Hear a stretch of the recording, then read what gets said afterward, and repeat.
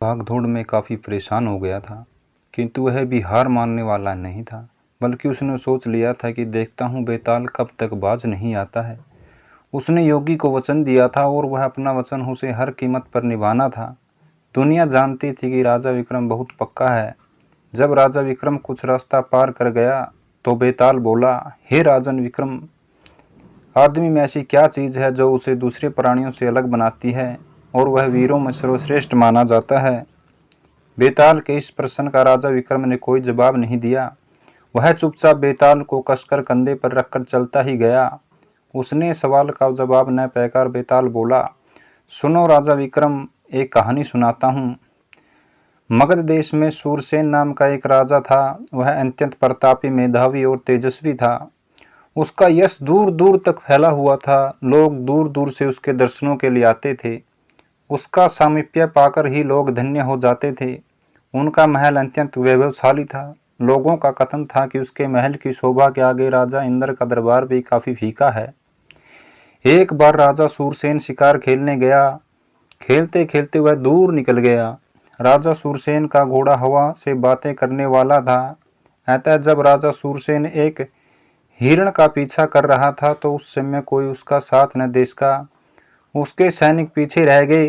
अंत में उसका सफलता इतना बढ़ गया कि राजा सूरसेन सैनिकों को दिखाई भी नहीं दिया। लंबी लंबी छलांगे भागकर वह हिरण घनी कटीली झाड़ियों में न जाने कहाँ छिप गया।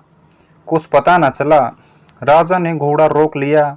देखता है कि वह घोर बियाबान जंगल में है। दूर दूर तक किसी आदमी का नामो निशान न था।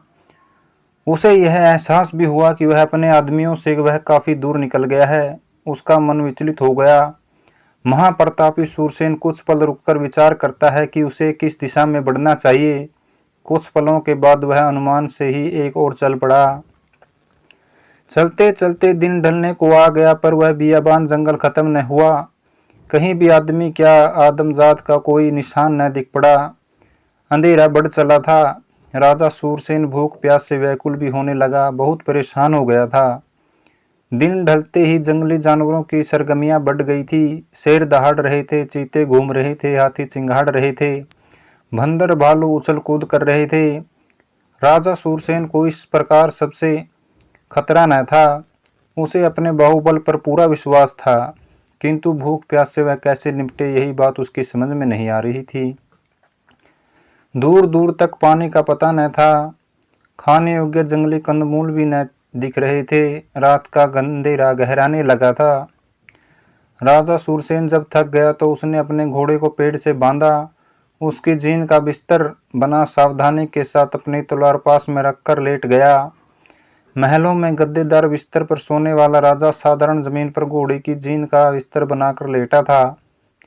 भूख प्यास के अलावा चिंता भी सता रही थी कि वह कहाँ आ गया है, किस देश में है और यह बियाबान जंगल कहाँ जाकर खत्म होगा। वह सो भी तो न सकता था क्योंकि जानवरों का खतरा हर पल था। इस प्रकार उधेड़बुन में पड़े राजा सूरसेन ने आधी रात काट ली। आधी रात के बाद जंगल का माहौल और भयानक हो गया। एक शेरनी के कारण दो शेरों में भयानक युद्ध होने से सारा बियाबान दहाड़ों से थर्रा गया। सोए पंछी पेड़ों से फड़फड़ाकर उड़े और विचलित से होकर एक ओर गए। जंगल में अफरा तफरी मच गई। छोटे छोटे जानवर भारी संकट आया देख यहाँ वहाँ भागने लगे। पेड़ के नीचे तब महाबली सूरसेन उठकर बैठ गया। वह तलवार हाथ में लेकर रोमांचकारी मुठभेड़ देखने लगा। दोनों शेर बलशाली थे और जी जान से एक दूसरे की हत्या करने का प्रयास कर रहे थे। एक दूसरे की हत्या करके ही वह उस शेरनी पर अधिकार जमा सकते थे। शेरनी पास खड़ी घुर्रा घुरा कर तमाशा देख रही थी। अचानक शेरनी वहां से भाग निकली।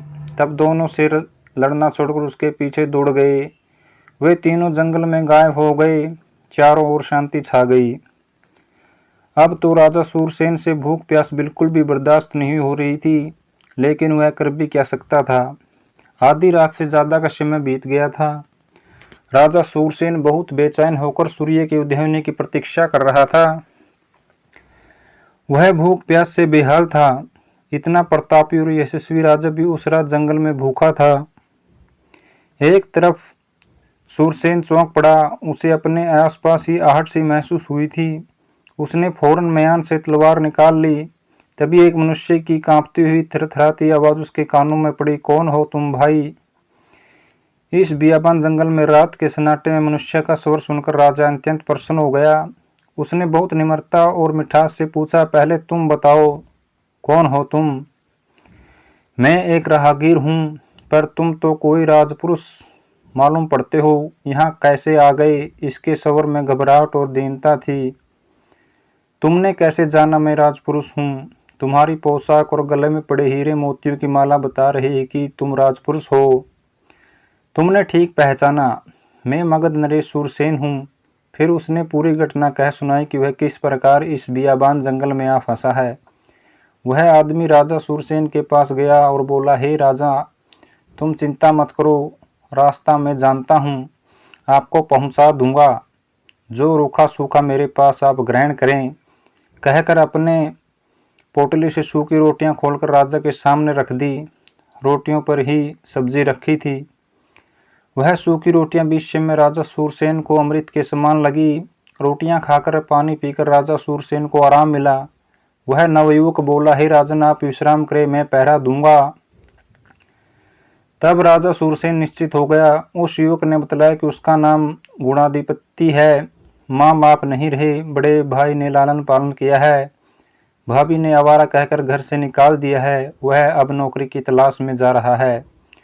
राजा सूरसेन ने रात में कुछ न कहा, वह थक गया था। अतः रोटी खाते ही उसे नशा सा छा गया और वह आराम से सो गया। सुबह होने पर उसने युवक को अपने पीछे ही घोड़े पर बैठा लिया और उसके बतलाए मार्ग पर चल पड़ा। तब कहीं दोपहर होने तक वह अपनी राजधानी पहुंचा। सैनिक शाम होने पर ही लौट आए और उन्होंने राजा के जंगल में बिछुड़ जाने की बात भी सभी को बता दी। यह जानकर पूरे राज्य में गम की लहर दौड़ गई थी, किंतु राजा को आया देख पूरे राज्य में खुशियां मनाई गई। राजधानी में हल्लास छा गया। राजा गुणाधिपति को लेकर महाराज महल में आया और सम्मानपूर्वक उसे ठहरा दिया। सायंकाल राजा सूरसेन ने गुणाधिपति को अपने सलाहकार पद पर नियुक्त कर उसके लिए महल 10 दास दासियों की व्यवस्था कर दी। उसका वेतन भी काफी भारी रखा गया। गुणाधिपति की तकदीर खुल गई। हे राजा विक्रम, इस प्रकार गुणाधिपति के दिन बड़े सुखपूर्वक बीतने लगे। बेताल कहता जा रहा था। राजा विक्रम चुपचाप सब सुनता चला जा रहा था। बियाबान जंगल का रास्ता पार हो रहा था। कुछ रुककर बेताल बोला, एक दिन की बात है, गुणाधिपति नगर भ्रमण पर निकला। नगर में एक सरोवर था। वह सरोवर के किनारे रुककर उसकी शोभा देखने लगा। अचानक उसकी नजर सरोवर में स्नान करती एक अत्यंत रूपवती युवती पर पड़ी। पहली नजर में गुणाधिपति उस पर मोहित हो गया। वह सुंदरी भी गुणाधिपति का आकर्षण देखकर उसके पास आई, बोली, क्या मैं तुम्हें पसंद हूँ? हाँ, गुणाधिपति बोला, मुझसे विवाह करोगे? हाँ। तब कल इसी समय आना। वह सुंदरी बुदबुदाकर बोली, फिर चली गई। सुंदरी तो चली गई, किंतु गुणाधिपति को उसका वियोग सहन नहीं हुआ। उसका मन विचलित हो गया। फिर बड़े ही दुखी मन से वह वापस चल दिया। विचार करने लगा, इस संबंध में क्या करे। उसने अंत में सब कुछ राजा से बतला देने का निर्णय किया। वह सीधे राजमहल में आया। उसने राजा से सारा हाल बतलाया। राजा सूरसेन ने उसकी सारी बातें सुनकर बोला, कल मैं तुम्हारे साथ चलूंगा। गुणाधिपति निश्चिंत हो गया। फिर भी वह उस सुंदरी को भुला न पाया। उसकी ही चाह में उसका सारा समय बीत गया। वह रात को सो न सका।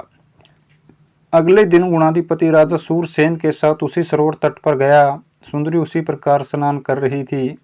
गुणाधिपति को देखकर वह पास आई। उसने गुणाधिपति के साथ राजा सूरसेन को देखा तो पूछा, यह कौन है? गुणाधिपति ने राजा सूरसेन का परिचय दिया। वह सुंदरी तत्काल बोल उठी, मैं तो राजा सूरसेन से विवाह करूंगी। राजा सूरसेन चौंक पड़ा। गुणाधिपति को भी बहुत आश्चर्य लगा। वह सुंदरी राजा सूरसेन से अपना प्रेम निवेदन करने लगी। गुणाधिपति की ओर सूरसेन देखने लगे। कुछ देर के बाद गुणाधिपति बोला, महाराज, आप ही से विवाह कर लें। अपनी बात कहकर गुणाधिपति उससे दूर हो गया। राजा सूरसेन होंठ काटने लगे। गुणाधिपति भी अपनी ओर से निवेदन करने लगा, उससे विवाह कर लें।